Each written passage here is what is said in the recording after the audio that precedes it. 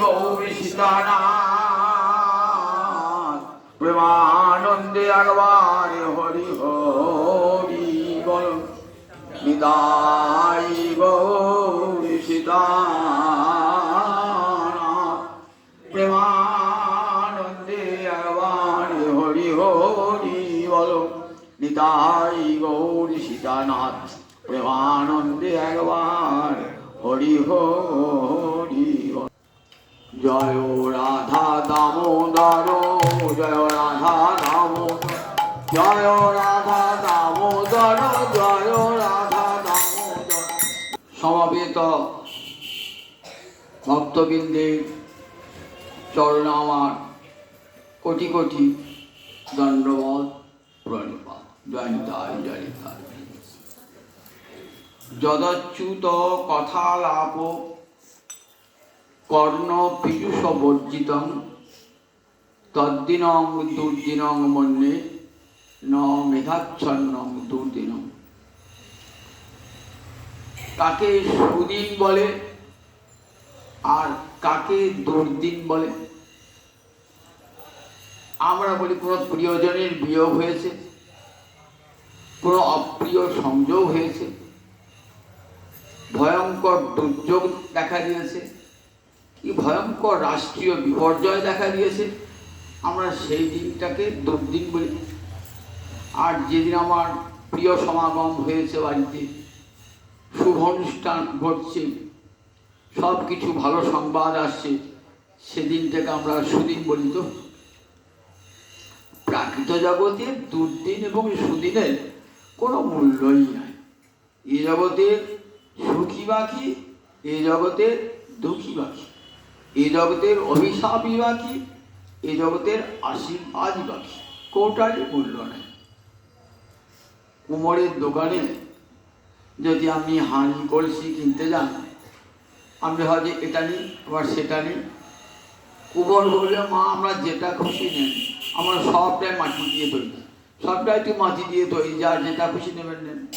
এই জগতে সব মায়ার দেওয়া জিনিস, সুদিনই বলুন আর দুর্দিনই বলুন, অভিশাপী বলুন আশীর্বাদী বলুন, সুখী বলুন দুঃখী বলুন, সবই মায়ার দেওয়া। তো কিন্তু আমরা সেই থেকে সুদিন দুর্দিন বলে ভাবি। তো বলেন শাস্ত্র বলেন কোন দিনটা দুর্দিন আর কোন দিনটা সুদিন? যদ অচ্যুত কথা লাভ কর্ণ পীযুষ বর্জিত। অচ্যুত মানে কৃষ্ণের একটা নাম হলো অচ্যুত। ভক্তের হৃদয় হতে যিনি কখনো চ্যুত হন না, চ্যুত মানে ভ্রষ্ট হন না, পালিয়ে যান না ভক্তের হৃদয়। ভক্ত বিপদে পড়েছে, ভক্তকে বিপদে ফেলে ভগবান পালিয়ে যান না, ভক্তকে উদ্ধার করে তবে যান। কৃষ্ণ তোমার হই যদি বলে একবার, ভববন্ধ হইতে কৃষ্ণ তারে করেন পার। একবার যদি কেউ বলে হে গোবিন্দ আমি তোমার, একবার যদি বলে তাহলে গোবিন্দ তাকে আপনজন করে নেন। সেই ভক্তের হৃদয় হতে আর কোনো দিন তিনি যান না। তাই গোবিন্দের একটি নাম হলো অচ্যুত, যিনি কখনো ভক্তের হৃদয় হতে ভ্রষ্ট চ্যুত হন না, ভক্তের হৃদয় হতে পালান না, এমন করুণার ঠাকুর গোবিন্দ।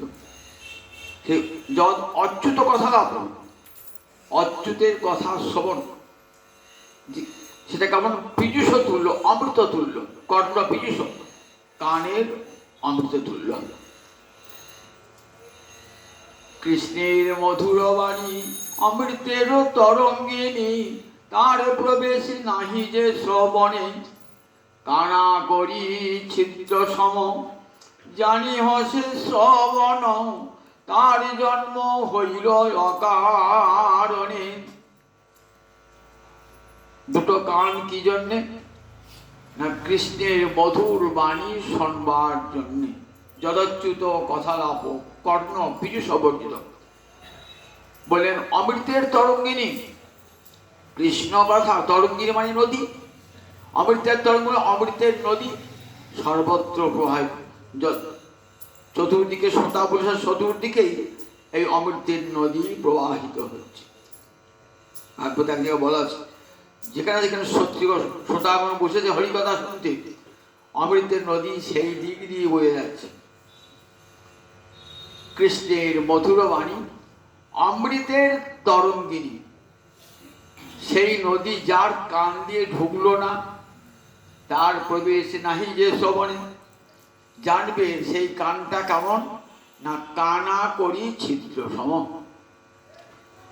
কড়ি আগে মুদ্রার বিকল্প ছিল, এখন দেখেন ঘরে ঘরে লক্ষ্মী ইয়েতে কড়ি রেখে দেন। আপনি যখন পয়সা দিয়ে জিনিস কেনেন তখন কড়ি দিয়ে জিনিস কেনা হতো। মায়েরা ছেলে মনে মনে যাচ্ছে তো জমের কাছ থেকে কিনে তো 1 কড়ি দিয়ে, নাম হতো 1 কড়ি, 2 কড়ি দিয়ে কিনতে 2 কড়ি, 3 কড়ি দিয়ে 3 কড়ি নাম হতো। কড়ি নাম সেখান থেকে এসেছে কড়ি। তাই কড়ি আগে মুদ্রার বিকল্প ছিল কড়ি। দোকানে গিয়ে যাকে কড়ি দিতেন, যে দাও 1 কেজি চাল দাও, 1টা কড়ি দাও। এবার যদি কড়িটা যদি ফুটো থাকতো, ছিদ্র থাকতো, দোকানদার বলতো এই কড়িটা নেবো না, চলবে না, অচল। আপনি অচল পয়সাকে যেন বলে, ঠিক তেমনি যে কানে কৃষ্ণ কথা ঢোকে না সে কানটা অচল, সে কানটা অচল। যে কানে কৃষ্ণ কথা ঢোকে না, কৃষ্ণের মধুর বাণী অমৃতের তরঙ্গিনী, তার প্রবেশে নাহি যে শ্রবণে। কানা করি ছিদ্র সম, জানি হসে শ্রবণ, তার জন্ম হইল অকারণে। তার জন্মটাই মনুষ্যকুলে, জন্মটাই তার পিতা হয়ে গেল। মানুষে হলো, অথচ কৃষ্ণ কথা কানে ঢুকলো না। তাই শাস্ত্র বলছেন যদাচ্যুত কথা লাভ কর্ণ পীযুষ বর্জিত। পীযুষ মানে অমৃত, কৃষ্ণ কথা অমৃত তুল্য। যেদিন কানে কৃষ্ণ কথা গেল না, 24টি ঘন্টা সংসারের কথা, সংসারের কোলাহলে দুটো কানকে পেতে দিলাম, জানবেন সেই দিনটাই আমার জীবনের চরমতম দুর্দিন।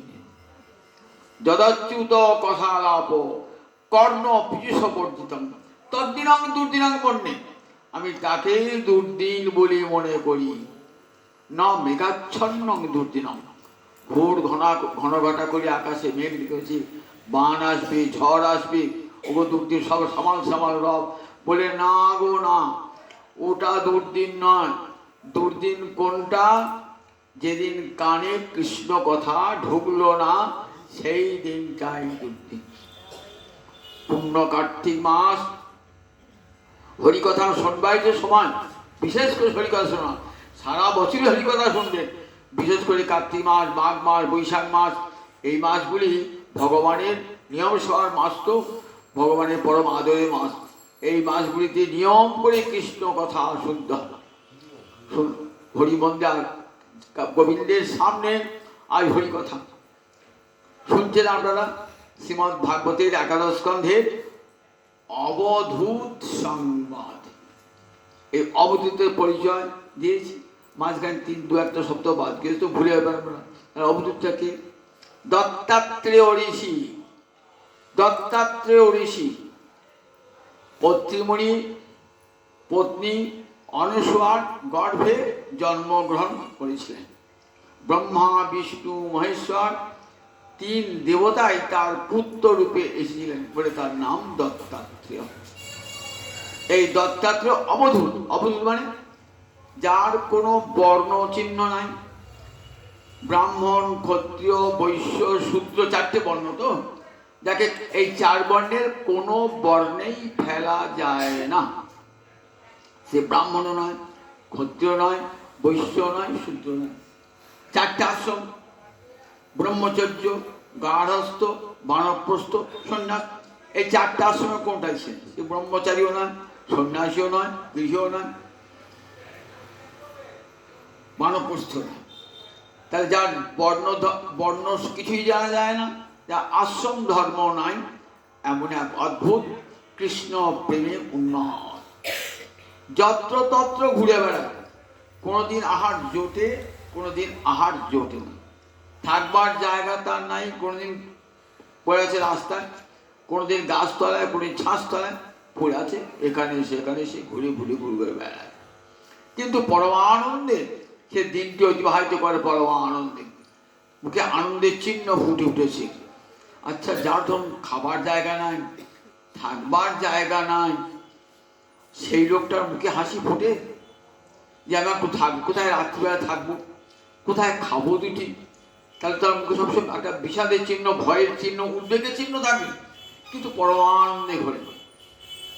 তাকে দেখে যদু মহারাজ হঠাৎ একদিন দেখা, বলছেন কুতবুদ্ধির ব্রাহ্মণ, এই বুদ্ধিটা আপনার কোথা থেকে এলো?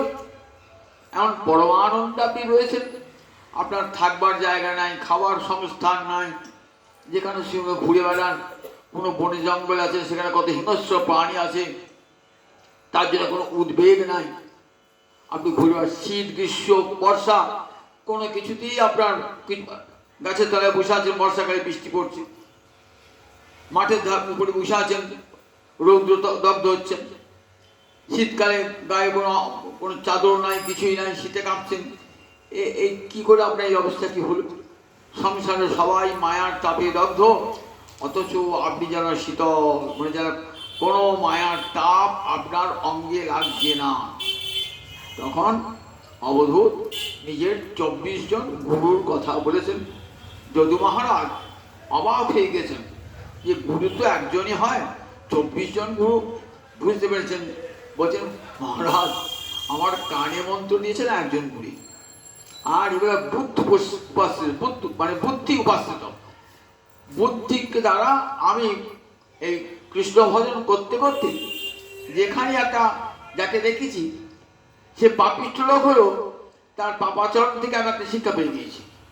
আবার ধার্মিক লোক যে, তার ধর্মাচরণ থেকে একটা আমি শিক্ষা পেয়ে গিয়েছি। তার দু জায়গাতেই শিক্ষা পাওয়া যায়। একটা পাপিষ্ঠের কি পরিণতি হলো সেটা আমি চোখে চোখে দেখি। তার কাছ থেকে একটা শিক্ষা লাভ হলো যে পাপিষ্ঠটা পাপ কাজ করেছে সারা জীবন, দেখো আজ কেমন ভুগছে, তার একটা শিক্ষা পেলেন। আবার একটা ধার্মিক সারা জীবন ধর্মাচরণ করেছে, তার জীবনে কেমন স্বীকৃতি লাভ, সেটাও চোখে দেখলেন। তাই দুটোই কিন্তু গুরু আপনার ভজন পথে। ও পাপিষ্ঠটাও শিক্ষা দিয়ে গেল, দেখো আমি পাপ করেছিলাম বলে আমার এই পরিণতি তোমরা কেউ করো না, এরকম পাপ। আবার ধার্মিকটাও শিক্ষা দিয়ে গেল যে দেখো আমি ধর্মকর্ম করেছিলাম বলে দেখো আজ কেমন আমি শিখে আছি, সেটাও গুরু। আমি দু জায়গায়, কোনো জায়গায় ওই চালুনির মতন কি করেছি, কুলোর মতন, চালুনির মতন, কুলোয় যেমন চাল বাঁচতে বাঁচতে ইয়ে করে ফেলে দিলাম, যে করে চাল নয় ফেলে দিলাম, তেমনি ওই পাপটা ফেলে দিয়েছি। আবার কি করেছি, ওই চালুনির মতন যেগুলো এই গুণটাকে ধরে রেখে দিয়েছি, যেটা দোষ সেটাকে পরিত্যাগ করেছি। এমনি করে আমি যার যেখানে গুণ সেটা গ্রহণ করেছি, দোষটা পরিত্যাগ করেছি। দোষ যার পরিত্যাগ করেছি তাকেও গুরু বলে মেনেছি, আমার গুণটা নিয়ে তাকেও গুরু বলে মেনেছি। এইরকম আমার গুরু 24 জন বুদ্ধির দ্বারা, সবাই মানুষ নয় কিন্তু। মহারাজ আমার কানে মন্ত্রের অভাব জানতো, তা কানে মন্ত্র কখনো মৌমাছি কানে মন্ত্র দিতে আসে? জল, বায়ু, আকাশ এরা কানে মন্ত্র দিতে আসে? এদের কাছ থেকে আমি শিক্ষা পেয়েছি। এর আগে আমরা শুনেছি পৃথিবী গুরু কেন, পৃথিবীর কাছে শিক্ষা পেয়েছি সব কিছু সহ্য করবার ক্ষমতা অর্জন করো, পৃথিবী সর্বম সহা, সব কিছু সহ্য করেছেন পৃথিবী। ভজন করতে গেলে সব কিছু সহ্য করতে হয়, এই শিক্ষাটা ধরণী জননী আমাকে শিক্ষা দান করে দিয়ে গেলেন। আকাশের কাছে কত উদার আকাশ, সে তার কোনো কার্পণ্য নাই, এবং বড়লোক দরিদ্র বলে বিচার নাই। বড়লোকের বাড়িতেও আকাশ, দরিদ্রের ঘরেও আকাশ, সর্বত্র ঘটেও আকাশ, পটেও আকাশ, সর্বত্র আকাশ। বায়ু সর্বত্র প্রবাহমান, কিন্তু কোনো কিছুটি আসক্ত সে হয় না। তার নাম গন্ধবহ, সে গন্ধ বহন করে যায়, কিন্তু গন্ধের, তার সঙ্গে গন্ধের কোনো যোগ নাই। তাই সংসারে থাকো, সংসারে যেন লিপ্ত হয়েও না। ওই আমাকে বায়ু শিখিয়ে দিয়ে গেল, তাই বায়ু আমার গুরু। আজ বলছে জল আমার গুরু, জল আমার গুরু। যদু মহারাজ অবাক হয়ে শুনছেন। যদু মহারাজ ধর্মশীল, কৃষ্ণের পূর্বপুরুষ। যদু মহারাজ যজাতির সন্তান, কেমন কৃষ্ণ ভজনশীল। পিতার জরা নেন নাই, পিতা যজাতিকে তার শ্বশুর শুক্রাচার্য অভিশাপ দিয়েছিল জরাগ্রস্ত হবে যৌবনে। বললেন তোমার জরাটা যে নেবে, বললেন নিলে পারে তুমি জরামুক্ত হবে। কেউ নেয় নাই, মাত্র পুরু নিয়েছিল। তাই একমাত্র ওই বংশে পুরুরাই একমাত্র রাজার অধিকারী, রাজ সিংহাসনের বস অধিকারী। যদু মহারাজ নেন নাই, বললেন না পিতা, আমি তো কৃষ্ণ ভজন করবো, সুতরাং জরা নিয়ে তো কৃষ্ণ ভজন হবে না। সেটি যদু বংশের কেউ কিন্তু রাজা হন নাই। সেই যদু ধর্মশীল যদু, তাই উত্তরটাও দিচ্ছেন আমাদের দত্তাত্রেয় ঋষি। কেন দিচ্ছেন? শোনবার অধিকার যার আছে, আবার বলবার অধিকার, দুটি সমান থাকা দরকার। তো যার কাছে বললে কথাগুলো মূল্য থাকবে না, তাই দত্তাত্রেয় বলেছেন যোগ্য। তাই বলছেন শুনুন মহারাজ, আমি বলতে বাধ্য নেই, কিন্তু আমি ধর্মশীল তো, উচ্চ বংশে জন্মিয়েছেন। আপনাকে শোনাই, জল আমার একটা গুরু। জল কি করে গুরু হলো? বললেন প্রকৃতি তো স্বচ্ছ স্নিগ্ধ মাধুর্য স্থিত্ব ভূমিরাম মুনি অপাঙ্গ মিত্রম ইক্ষ উপস্পর্শ কীর্তন। মুনি অত সাধু, কৃষ্ণ ভক্ত সাধু হবেন জলের বন্ধু অপাঙ্গ মিত্রম। অপাঙ্গ মিত্রম, অপ মানে সংস্কৃত জল, মিত্র মানে বন্ধু। মিত্র, সুহৃদ, বন্ধু, সখা, চারটিতে এক অর্থ, কিন্তু সংস্কৃতির নীতিশাস্ত্রে চারটে আলাদা অর্থ আছে। কাকে বন্ধু বলে? অত্যাগ সহন বন্ধু, যে এক মুহূর্ত ত্যাগ সহ্য করতে পারে না, বন্ধুর বিরহ সহ্য করতে পারে না, তাকে বলে বন্ধু। যাকে থেকে বন্ধু বলা হয় না। অত্যাগ সহন বন্ধু, অত্যাগ মানে ত্যাগ করার যে বিরহ, সেটা সে সহ্য করতে পারে না। সদৈবানুমত সুহৃদ, সুহৃদ কাকে বলে? সব সময় অনুগত হয়ে চলেন, আপনার মতে মতে যে কাজ করবে তাকে বলে সুহৃদ। একক্রিয়ং ভবেন মিত্র, মিত্র কাকে বলে? যার কাজ একই রকমের কাজ, তাকে বলে মিত্র। দুজন স্কুল মাস্টার, তাদের একই রকম কাজ, তো তারা মিত্র।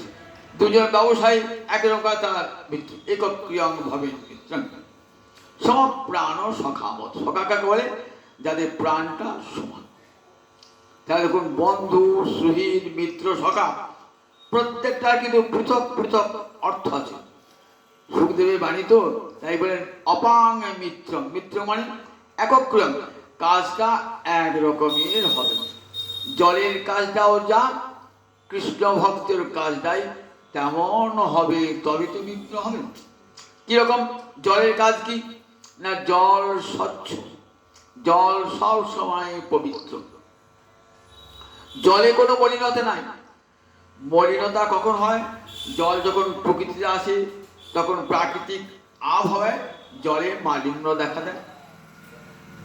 জল আমাকে শিক্ষা দিয়ে, দেখো আমি কেমন সুন্দর স্বচ্ছ ছিলাম, আমি পুকুরে সরোবরে গিয়ে, নদীতে গিয়ে দেখো কেমন ভোলা হয়ে গেছি, কত পোকা মাকড় ঢুকেছে।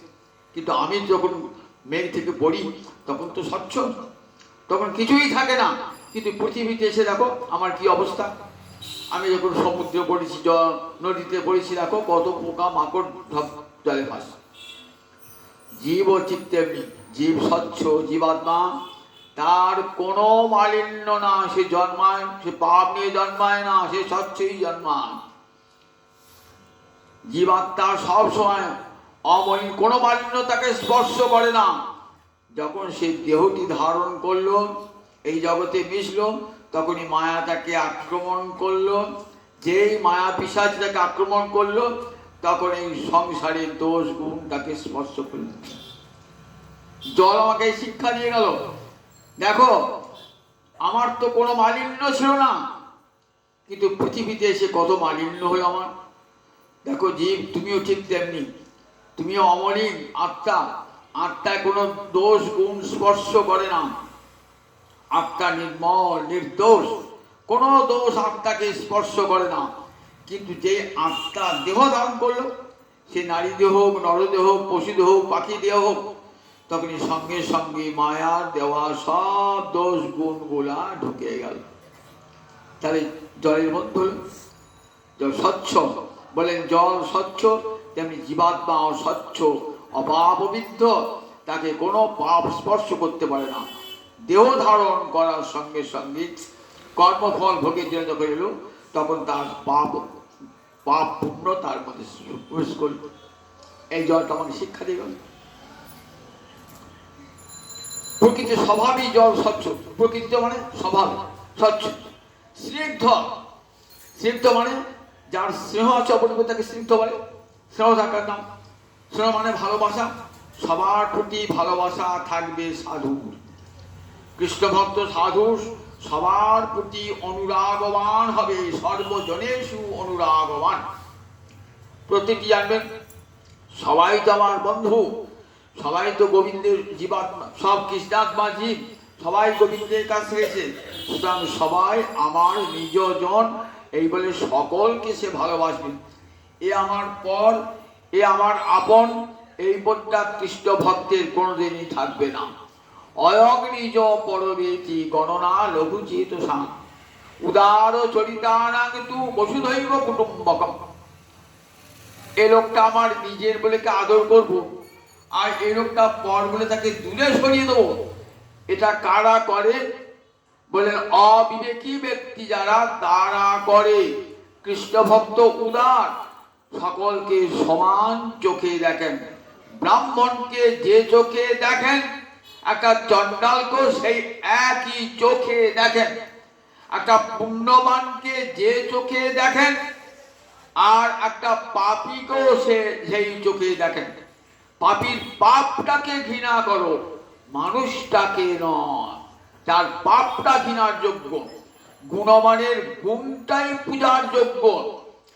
যদি সে মুচি মেথর হয়, নির্যাতীয় হয়, তবু তার গুণটাই হলো পূজার যোগ্য, তার গুণটাকে পূজা করো। আর পাপিষ্ঠ যে, তার পাপটাকে ঘৃণা করো, পাপী মানুষটাকে ঘৃণা করো না। তাহলে দেখুন এই যে কৃষ্ণ ভক্ত দেখো, দেখো সব লোক কখনো পাপীর মধ্যে দেখবে গুণ আছে। পাপী যে দেখবে পাপীর মধ্যেও কিছু না কিছু গুণ আছে। একটা মানুষ গুণে দোষে, একজন যেমন সব গুণ, গুণের মধ্যে একটা দোষ থাকে। কারণ মায়ের জগতে তো সবটাই তার গুণ হয় না, কিছু কিছু দোষও থেকে যায়। কিন্তু গুণের সংখ্যাটা বেশি বলে তাকে আমরা গুণী বলি, কিন্তু তার মধ্যে অনেক দোষ দেখা যায়। আবার দোষী, বহু দোষে দোষী, দেখবেন তার মধ্যেও একটা একটা গুণ খুঁজে পাওয়া যায়, গুণ খুঁজে পাওয়া যায়। তা বলে দেখো সাধু করেন কি, ওই গুণটা খুঁজে বার করেন, দোষটাকে দূরে সরাতে। গুণগ্রাহী তো, গুণগ্রাহী সাধু কেমন না, মৌমাছির মতো গুণগ্রাহী। মৌমাছি কি করেন, মধুটা, ফুলের দোষ গুণ বিচার করেন না, মধুটা গ্রহণ করে নেয়। সে কোন ফুলটা ভালো কোন ফুলটা খারাপ সে বিচার করে না, যে ফুলের মধু সে মধুটাই সে গ্রহণ করে। আর মাছি সে দোষ ধরে ধরে বেড়ায়। সে কি করে, যেখানে ঘা হয়েছে না, পুঁজ আছে না, সেখানে সে বসবে, সেইখানে সে বসবে। তার কাজ হচ্ছে খুব ধরে ধরে বেড়ানো, দোষ ধরে, ছিদ্র ধরে ধরে বেড়ানো। আর সাধু ব্যক্তি বলে না গো, ও পাপী হলো, ও দোষী হলো, ওর মধ্যে এই গুণটা আছে। বলে কৃষ্ণ ভক্ত ঠিক এইরকম হবে।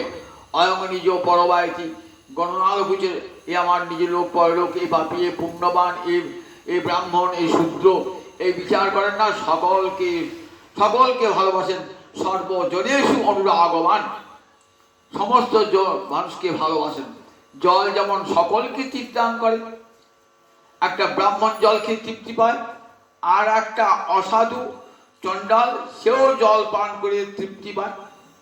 আবার দেখুন জল সবাইকে পবিত্র করে দেয়। আমরা গায়ে কাপড়ে ময়লা লেগেছে, জল দিলেন, জল পরিষ্কার হয়ে গেল। আমরা গায়ে ময়লা জমেছে, স্নান করলেন, পবিত্র হয়ে গেল। সাধু তেমনি ইচ্ছা বলে উপস্পর্শ এবং কীর্তন। সাধু কি করেন না, সাধু আমরা দিকে যে তাকালেন না, সঙ্গে সঙ্গে পবিত্র হয়ে গেল। দেখবেন নট্ট ঠাকুর বলছেন, গঙ্গার পরশ হইলে পশ্চাতে পাবন, দর্শনে পবিত্র করো এই তোমার গুণ। গঙ্গায় গিয়ে গঙ্গার জল ছুঁতে হবে, তবে আপনি পবিত্র হবেন। আর সাধুকে দর্শন মাত্রেই পবিত্র। যে দেশে গঙ্গা নাই সে দেশে যদি সাধু থাকে তাহলে বাস ওই সাধু দর্শন করলেই পবিত্র হয়ে যাবে। তাই সাধু যেখানে নাই ওই সেখানে যেও না। গঙ্গা তো নাই বাবা, সাধু নাই সেখানে যেও না। যে দেশে নিতাই নাই সে দেশে না যাও, নিতাই বিমুখ জনার মুখ না হেরিব। গঙ্গা না থাকলো, সরস্বতী না থাকলো, যমুনা না, সাধু তো আছে। সাধুর দর্শন করলে ওই গঙ্গার সমান পবিত্র হয়ে যাবে। তার ইচ্ছা মানে দেখা। আমার সাধু যদি একটু অঙ্গ স্পর্শ করে দেয় তাহলে কি হয় দেখবেন, সাধুর স্পর্শে কত অসাধু ধন্যাতি ধন্য হয়ে যায়। নিতাই চাঁদের কোল পেয়ে মাথায় জগাই কেমন হলেন বলুন দেখি একবার। আর পাপ থাকলো, তার স্পর্শেতে সব পাপ ধ্বংস হয়ে গেল। অত দূর যেতে হবে না। আমাদের রামদাস বাবাজি, রাধারঞ্জন দাস বাবাজি কত দুষ্ট, কত দুশ্চরিত্র, কত লম্পট, একবার তাদেরকে স্পর্শ করা মাত্র তারা পবিত্র হয়ে গেছে। স্পর্শ করা মাত্র তাদের উচ্ছিষ্ট খেয়ে মানুষ সমস্ত পাপ ধ্বংস হয়েছে। এক চক্করে বাবাজি মহারাজ আমাকে একটা গল্প শুনেছিলেন। ওই বাবাজি মহারাজ বলে আমার এক গুরু ভাই, সে ভয়ঙ্কর যৌবনে অত্যাচারী ছিল, হেন কাজ করে না, পাপের কাজ। মা বিরক্ত, কোনো পথেই ভালো পথে আনতে পারেন না। তা মা বৃন্দাবন যান। বৃন্দাবন তখন রামকৃষ্ণ বাবা সিদ্ধ পুরুষ রয়েছেন, রামকৃষ্ণ বাবার কাছে নিয়ে গেছেন। বাবা, আমার এই ছেলেটি দেখো 24-25 বছর বয়স হলো, ছোটবেলা থেকে এমন অত্যাচারী, এমন দুর্বৃত্ত, আমার ঘরে এমন কুলাঙ্গার ছেলে আমি কোনো মতেই ভালো করতে পারি, তোমার কাছে নিয়ে যে বাবা তুমি একটু কৃপা করো না। রামকৃষ্ণ বাবা তখন সিদ্ধ রামকৃষ্ণ বেরিয়ে যাচ্ছে, এক শিষ্য এসে একটু ঘোল দিলেন, ঘোলটা খেয়ে রেখে দিলেন পাত্রটা। কথাই বললেন না, সে বিদ্যা মায়ের সঙ্গে কথা বললেন, তার সঙ্গে টাকা থেকে চলে গেলেন। বিদ্যা মা ভাবছেন, বাবাকে বললাম, বাবা তো আমার ছেলেকে একটু স্পর্শ করলেন না। তখন যেটুকু সেই ঘোল ছিল না পাত্রেতে, ছেলেটাকে খাইলেন। কি আশ্চর্য দেখুন, ওই যে একবার তাকিয়েছেন তো, আর একটু ঘোল মাথা খাইয়ে দিয়েছেন তো, সেই থেকে জীবনের কি পরিবর্তন তিনি নিজেই স্বীকার করেছিলেন যে আমার জীবনে কি ওই বৃন্দাবনকে ওই সাধু বাবার কে একবার আমাদেরকে তাকিয়েছিলেন, আর তার এই সামান্য উচ্ছিষ্ট খাওয়ার সঙ্গে সঙ্গে আমার জীবনে এমন পরিবর্তন হয়ে গেল, যুগান্তকারী পরিবর্তন। আমি যে এত কুকর্ম করেছিলাম, সেই কুকর্মের সিজন মা অনুতাপ হতে লাগলো। যে দুর্লভ মানব পরবর্তীকালে রামদাস দীক্ষা গ্রহণ করে একবারে পরম সদাচারী জীবন যাপন করছিলেন। দেখুন, সাধুর এমন গুণ আছে না, সাধু দর্শন করলে, স্পর্শ করলে পরে কি হয়, উপস্পর্শই এবং কীর্তনে সাধুর মুখ থেকে যদি হরিকথা শোনেন তাহলে কয় হৃদয়ের পরিবর্তন হয়ে যায়। এমনিতে তো কৃষ্ণ কথার অপূর্ব প্রভাব, আবার যদি সাধু মুখে শ্রুত হয় সেটা, তাহলে সেটা আরো বড় প্রভাবশালী হয়ে যায়। সুখদেবের সুখের বচন যখন যাচ্ছে, হরিকথা এমনিতেই মধু, কিন্তু যখন সুখমুখ নিশ্চিত হচ্ছে তখন তার ভয়ঙ্কর শক্তি, সেই শক্তিতে সব ধ্বংস হয়ে যায়। বলে তাই দেখো, সাধু হবে কারণ সিদ্ধ পবিত্র, সে যেমন নিজে পবিত্র অপরকেও পবিত্র করে দেয়। জল যেমন নিজে পবিত্র অপরকে পবিত্র করে দেয়, জল যেমন তার অপরে মালিন্য হরণ করে দেয়, সাধু তেমনি অপরে মালিন্য দূর করে দেন। সাধুর কাছে বসলেন, সাধু মুখে দুটো কথা শুনলেন, যথার্থ সাধু হতে হবে। কিন্তু আমি সাধু বলছি না, এই সাধু বললে এখন লোকে কি ধারণা বলুন দেখি, লোকের ধারণা গেরুয়া কাপড় পরতে হবে, বনে থাকতে হবে, হাতে একটা ত্রিশূল বা চিপটি থাকতে হবে, তবে সে সাধু হবে। কিন্তু এইসব সাধু বেশ দিয়েছে কি জন্যে, উদর নিমিত্ত বহুকৃত হাতের সংকল্প, উদর পেট ভরানোর জন্যে, পেট ভরানোর জন্যে সংসারী হয়ে থেকে দেখছে পেট ভরবে না, তাই কি করছে, উদর ভরণের জন্যে ওই পোশাক গ্রহণ করেছে। এবং লোককে ঠকানোর জন্যে, লোককে প্রতারণা করবার জন্যে সাধু হবার জন্যে কখনো বনে যেতে হবে না, গেরুয়া পোশাকও পরতে হবে না। সংসার তো আমার মনে, আমি সংসারে থাকলেও সংসার যদি আমার মনে না থাকে আমি তো বড় সাধু। দেখুন মহারাজ অম্বরীশ সংসারে রয়েছে কিন্তু সংসার তাতে নাই। রাজর্ষি ভরত সংসারে রয়েছেন, সংসার তাতে নাই। প্রহ্লাদ সংসারে রয়েছেন, যুধিষ্ঠির সংসারে রয়েছেন।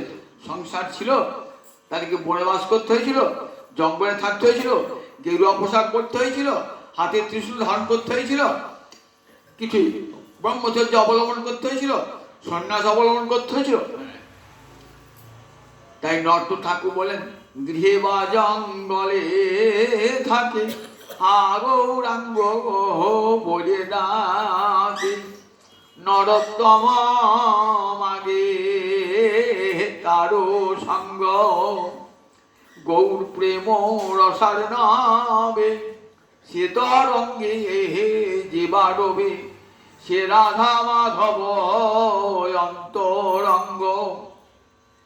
গৃহে বা জঙ্গলে থাকে গৌরাঙ্গ বলে ডাকে, নরোত্তম মাগে তারো সঙ্গ। বলি নরোত্তমে তার সঙ্গ আগে, যে গৌরাঙ্গ বলে ডাকে, নরোত্তম তাহার সঙ্গ আগে। সে গৃহে বা জঙ্গলে থাকে নরোত্তম তাহার সঙ্গ আগে। গৃহেই থাকো আর জঙ্গলে থাকো, সংসার তো বিষয় চিন্তা তো আমার মনে। আমি যদি বনে যাই আমার বিষয় চিন্তা কি যাবে নাকি? সে তো আমার মনেই থেকে যাবে। সেখানে গিয়েও তো আবার সংসার রচনা করবো, সেখানে গিয়েও আবার বনে গিয়ে তো আপনার সংসার তৈরি হবে। এক সাধু বাবার গল্প আছে। সাধু বাবার সংসার ছেড়ে দিয়ে গিয়ে একটা বনে কুটি বেঁধে আছেন, নাম সংকীর্তন করেন, বহু ভক্ত জুটেছে, বহু ভক্ত এসে ভেট টেট দিচ্ছে। সাধু বাবা বেশ নিশ্চিন্তে জীবনযাপন করছে। সাধু বাবা বলছেন, এখানে খুব ইঁদুরের উৎপাত, আমার কৌপিন কেটে দিয়ে যায়। শিষ্যরা বললে, এক কাজ কর বাবা, একটা বিড়াল এনে দিই। বলে দাও বাবা, বিড়াল এলাম। একটা বিড়ালে আনলো, ইঁদুরটা গেল, এবার বিড়ালটাকে ওর মেহমা দুধ খাওয়ার জন্য। বিড়ালে কি খাওয়াবো? সাধু একটা গরু পুষুন। বেশ বাবা, একটা গরু এনে দাও। গরুতে এনে দেওয়া হলো, বিড়ালকে দুধ খাওয়ানো হলো। আচ্ছা, গরুটা চড়াবে কে? তার একটা রাখাল দরকার, রাখাল আনো। রাখালে ভাত জল করবে কে? তার জন্য গিন্নি দরকার, যা আমার বিয়ে করো। দেখুন কোথায় থেকে সাধু বাবা চলে গেল, আবার বনে গিয়েও দুটোর করে সংসার হয়ে গেল। তাহলে বনে গিয়ে সংসারটা নয়। অনেক আর ভাবিস এখন সাধু সংসার ছেড়ে চলে গেছে। সংসার ছেড়ে গেরুয়া করে চলে গেলেই সাধু হয় না। যিনি নিজে সাধন করছেন অপরকেও সাধনতি সাধকিত। যাকে দেখলে পারে সাধন করতে ইচ্ছা হবে, আবার নিজে সাধনও করবেন, তাকেই তো বলে সাধু। সাধন নয়, মুখে হরি কথা নয়, হরিনাম নয়। সাধুকে বলতে তো হাতে রেখে দিচ্ছি, দাও 5 টাকা দাও, তোমাকে কবজ তৈরি করে মৃত্যু যা কত কবজ করে দেবো, তোমার 6 মাসে ওদের মৃত্যু হয়ে যাবে, আমি একটা কবজ দিচ্ছি তোমার। দেখুন সাধুর কাজ দেখি, দেখুন দেখি একে সাধু বলে, একে সাধু বলে। তুমি সাধু, কোন সাধু তোমার আছে? কি সাধু আছে তোমার? কত মাদুরি নিয়ে তাবিয়ে নিয়ে ঘুরে ঘুরে বেড়াচ্ছ, লোকের কাছে বিক্রি করছো, 1000 টাকা 2000 টাকা 5000 টাকা নিচ্ছ, তুমি আমার সাধু কিসের? আমরা গেরুয়া পোশাকটা পরে আছি বলে আমি অমুক বনে থাকি, অমুক আশ্রমে থাকি, সাধু বলি। শ্রীমান ভাগবত কখনো না এদিকে কি করবে? উপেক্ষে তো অনুকম্পা, অনুকম্পার সঙ্গে দয়ার সঙ্গে উপেক্ষা করবে। এদিকে সাধু বলে প্রশ্রয় দিও না। তোমার যেদিকে হরিভক্তি পুঁজি ছিল সেটাও নষ্ট হয়ে যাবে এদের সান্নিধ্যে গেলে পারে। তাকে কিছু পয়সা করে দিয়ে বিদায় দিলেন, যেন আর তার সংস্রব করতে না হয়। বলেন এই সাধুর সঙ্গ শ্রীমান ভাগবত বলেন না করে দিনই। হরিভক্তি পরায়ণ সাধু, যাকে দেখলে পারে মুখে, যাহারে দেখিলে মুখে আইসে কৃষ্ণ নাম, যাকে দেখলে কৃষ্ণ নাম করতে ইচ্ছে হবে, সেই তো যথার্থ সাধু। বললেন সেই সাধুর সঙ্গ করতে হবে। বললেন সাধু এমনিতেই অমলিন, তাকে স্পর্শ করতে পারে না, আবার তাকে দর্শন করলো জীব পবিত্র যায়। তীর্থভূ মাধুর্য, সাধুর কথা কেমন মধুর কথা, সাধুর মুখে কৃষ্ণ কথাই তো মধুর। সাধু কখনো অপ্রিয় কথা কাউকে বলেন না, বলেন সাধু প্রিয় বাক্য বলেন সবসময়। যাতে একজন দুঃখী ব্যক্তিকে সাধুর কাছে গিয়েছেন, সাধু তাকে মিষ্ট বাক্য বলে সান্ত্বনা দান করবেন। প্রাণটা ঝুলালো সাধুর কাছে গিয়ে, সাধুর ভালোবাসা পেয়ে। সাধু সবাইকে ভালোবাসতে গেছেন। এই ভালোবাসা সাধু কোথাকে পেয়েছেন? ভগবানকে ভালো না বাসলে সবাইকে ভালোবাসা যায় না, এটা মনে রাখবেন। ভালোবাসা একটা গোড়া থাকা চাই, ভালোবাসা একটা আশ্রয় থাকা চাই। যদি গোবিন্দকে ভালোবাসেন তখনই সব জীব গোবিন্দের সন্তান, এই বোধের তখন সবাইকে ভালোবাসতে ইচ্ছে হবে। আমি ভালোবাসবো কেন? অকারণে। কি জন্য ভালোবাসবো? আমি কি জন্য ভালোবাসবো? ভালোবাসার কারণ থাকতে হবে তো। ভালোবাসার কারণ সবাই গোবিন্দের সন্তান, এই বোধটা আমার আসবে। আমি গোবিন্দকে চিনলাম না, তাহলে গোবিন্দের সন্তান জানবো কেমন করে? তাহলে ভালোবাসা একটা গোড়া, ভালোবাসা একটা আশ্রয় থাকা চাই। ভালোবাসার আশ্রয় থাকলে তবে সবাইকে ভালোবাসতে ইচ্ছা হবে। জীবে সম্মান দিবে জানি কৃষ্ণ অধিষ্ঠান। মহাপ্রভু বললেন কেন জীবকে ভালোবাসবে, সম্মান দান করবে? জানবে সমস্ত জীবের হৃদয়ে ভগবান শ্রীহরি বিদ্যমান। কোন একটা জীবকে তুমি যদি অপমান করো, জানবে গোবিন্দকে অপমান করা হলো। কোন জীবকে যদি ভালোবাসো, জানবে ভগবানকেই ভালোবাসা হলো। এটা আমাদের আসেন আসেন আমাদের আসতেই চায় না। আমাদের শত্রু মিত্র সব ভেদ বোধ হয়, কখন হয়? কিন্তু হয়েছিল তখন যুধিষ্ঠির শত্রুকেও মিত্র জ্ঞান করতেন। যে উদাহরণ নাই একবার, তা তো নয় পৃথিবীতে দেখার দেখি। এই তো যুধিষ্ঠির, মহাভারত করে পড়ুন, দেখুন যুধিষ্ঠির মহারাজ যুধিষ্ঠির শত্রুকেও মিত্র বলে মিত্র ভাবছেন। যে দুর্যোধন কপটাচারী, তার সঙ্গে এত শত্রুতা করেছে, তথাপি দুর্যোধনের প্রতি কোনদিন কোন বিদ্রুপাত্মক বাক্য বলেন নাই এবং তার অন্যায়ের প্রতিশোধও নেন নাই। ইচ্ছা করে তো প্রতিশোধ দিতে পারতেন ধৃতরাষ্ট্রের উপরে, গান্ধারীর উপরে, যে তোমার ছেলেরা আমার উপর কি অত্যাচার করেছে। উপরন্তু কি করেছেন? উপরন্তু ঠিক পিতার মর্যাদা দিয়ে রেখে দিয়েছেন। বলতেন জ্যাঠামশাই আপনি মহারাজা, আমি আপনার অধীন। কোনো প্রতিশোধ করতে নাই। ভীম মাঝে মাঝে চটে উঠতেন, ভীম মাঝে মাঝে গালাগালি দিতেন, দেখো আমাদেরকে মারতে চেয়েছো, আমার পিটলি খাচ্ছি, বলতেন ভীম। ভীমকে শাসন করতেন, কখন বলবেন দেখো জ্যাঠামশাই পিতার সমান মর্যাদা দান করবে, পিতার সমান মর্যাদা দান করবে। কোনোদিন তার শত্রুকেও মিত্র জ্ঞান। যে ধৃতরাষ্ট্র, যে গান্ধারী, মানে যুধিষ্ঠির রাজা হোক, এটাও চান নাই। কৌশল করে ছেলেদিকে শিখে ছেলেরা যখন পাশা খেলতে গিয়েছে, বারণও করেন নাই যে না যুধিষ্ঠিরকে পাশা খেলা হারাস না। যুধিষ্ঠিরের পত্নী লাঞ্ছিত অপমানিত হচ্ছে, একবারও বলেন নাই ধৃতরাষ্ট্র গান্ধারী যে এত বড় অন্যায় কার্য। গান্ধারী বলেছিলেন, কিন্তু গান্ধারী যে মেয়ে ছিল তার কথা কাজ গ্রহণযোগ্য হয় না। ধৃতরাষ্ট্র বলেন না একবারও। দেখুন এত যে অত্যাচার করছে, বিদুর বারবার বুঝিয়েছিলেন যে আপনার ছেলেরা যে পাপাচারী, আপনি তাকে শাসন করুন। বিদুরের কথায় রাগ হয়েছিল, বিদুরের কথায়। বিদুর কেবল তুমি আমাদের দোষই খুঁজে পাও, পাণ্ডবদের দোষ খুঁজে পাও না। কিন্তু এখন যুধিষ্ঠির কেমন সকলের প্রতি কেমন ভালোবাসা, শত্রুর প্রতি। দুর্যোধন কথার নামটা বড় খারাপ তো, মানে অতি দুঃখে যার সঙ্গে যুদ্ধ করতে হয় তার নাম দুর্যোধন। অতি দুঃখে যুদ্ধ করব না, তথাপি যুদ্ধ করতে ইচ্ছা হচ্ছে দুর্যোধনের সঙ্গে, তাই দুর্যোধন, তাই বলতে সুযোধন বলতেন, দুর্যোধন না বলেন সুযোধন বলতেন। আবার যখন রাজসুযোগ হলো, সেই রাজসুযোগকে ভান্ডারী, মানে ভান্ডারের অধ্যক্ষ, বহু লোক খাবে তো, সেখানে অধ্যক্ষকে না দুর্যোধন। ইচ্ছা করে তো দুর্যোধন পণ্ড করতে পারতেন, কিন্তু কত বিশ্বাস, তাই দুর্যোধনও কখন সব পঞ্চ পাণ্ডবের 4 জনের প্রতি হিংস ছিল, যুধিষ্ঠির প্রতি ছিল না। তাই যুধিষ্ঠির কি বলে? অজাত শত্রু, অজাত শত্রু। গীতায় বলা আছে না, যার থেকে কেউ প্রাণী উদ্বেগ পায় না, আবার যে কাউকে উদ্বেগ দান করে না, সেই যথার্থ ভক্ত। দেখবেন গীতার 2য় অধ্যায়, যেখানে ওই ইয়ের যোগ আছে, গীতার 2য় অধ্যায়, সেখানে বলা আছে যার কাছ থেকে যে উদ্বেগ, ভক্তিযোগে বা দ্বাদশ অধ্যায় ভক্তিযোগে, যার কাছ থেকে জীব উদ্বেগ পায় না, যে কাউকে উদ্বেগ দান করে না, জানবে সে আমার ভক্ত। এই মহারাজ যুধিষ্ঠির দেখুন, কাউকে উদ্বেগ দান করতেন না, আবার নিজেও উদ্বেগ প্রাপ্ত হন না। এত দুঃখ কষ্ট গিয়েছে, কোনো উদ্বেগ নাই। যখন চলে আছেন পাশাকালে হেরে গিয়ে চলে আছেন, তো যুধিষ্ঠির যদি একবার তাকান, কৌরবদের পুরো গৌরব ধ্বংস হয়ে যাবে, এত দৃষ্টিশক্তি ছিল। আর সেই দৃষ্টিশক্তি এত তীব্রতা ছিল, আগুনের মতন পুড়ে ছাই হয়ে যাবে। একবার তাকান নেই যে ভাইদের ক্ষতি হোক, এটা একবারও চান নাই। আমার তো খুব পাণ্ডব যখন বনবাস রয়েছে না, তখন দুর্যোধন ভাবলেন যে একবার দেখি আসি, পাণ্ডবরা তো ভিকিরি, আমাদের ওই সূর্য সব দেখি আসি, চলো।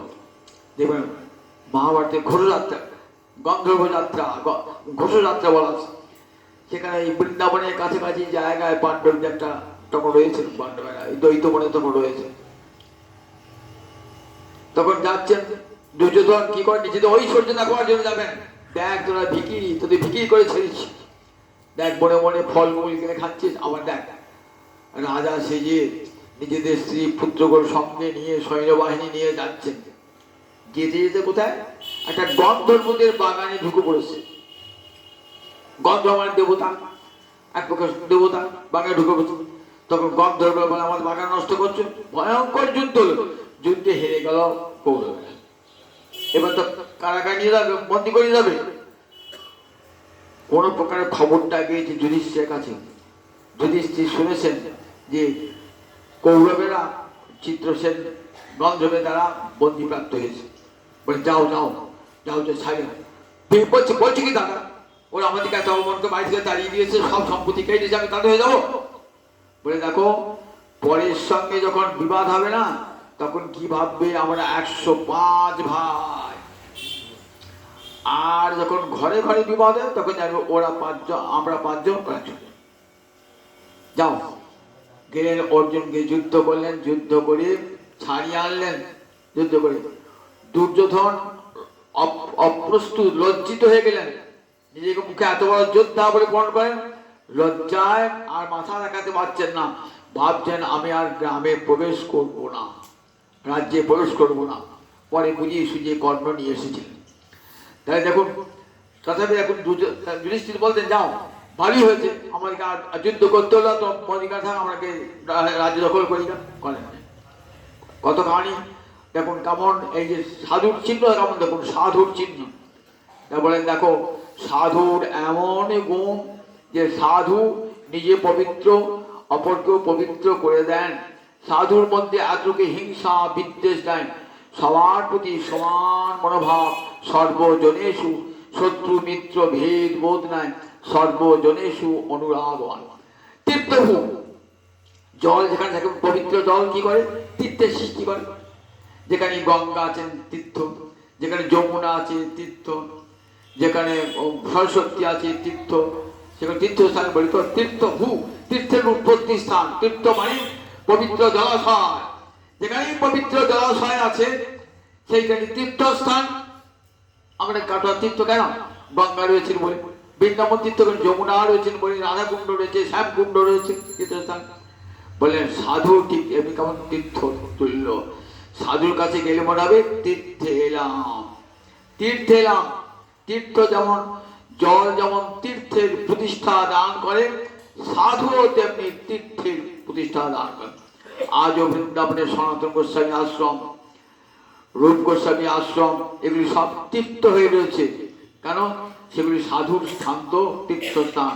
রঘুনাথ দাস গোস্বামী ভজন করতেন, সেটি তীর্থস্থান। রঘুনাথ দাস কুটি, সেগুলিকে সাধুরা গিয়ে দিকে আসেন, প্রণাম জানিয়ে আসেন, সেগুলো সব সাধু সেরেন বলি, সেগুলো সব তীর্থস্থান হয়ে। তাই তীর্থভূমি নাম, সাধু হয়ে যান, তীর্থের প্রতিষ্ঠাতা জলের মতো। তাই জলকে আমি মহারাজ, আমি জলকে গুরু রূপে বরণ করেছি। আর সাধুর মধ্যে এই জলের মধ্যে এই গুণ, এই গুণ কৃষ্ণ ভক্তের অন্তরে সঞ্চারিত হবে, তবে সে যথার্থ কৃষ্ণ ভজন করতে পারবে। এবং তখনই তার মনে কি আমার মতন প্রশান্তি আসবে মহারাজ। সংসারে থেকে, ঐশ্বর্যের মধ্যে থেকে, সংসারী কোলাহলের মধ্যে থেকে কখনো প্রশান্তি আসবে না মহারাজ। মহারাজ দেখুন আমার কিছুই নাই, কিন্তু এইসব গুরুর কাছে শিক্ষা পেয়েছি বলি সংসারে কোনো তাপ আমাকে স্পর্শ করতে পারে না, কোনো মালিন্য আমাকে স্পর্শ করতে পারে না। আমি হেসে খেলে আনন্দে এই সংসারে বিচরণ করতে পারি। জয় নিতাই।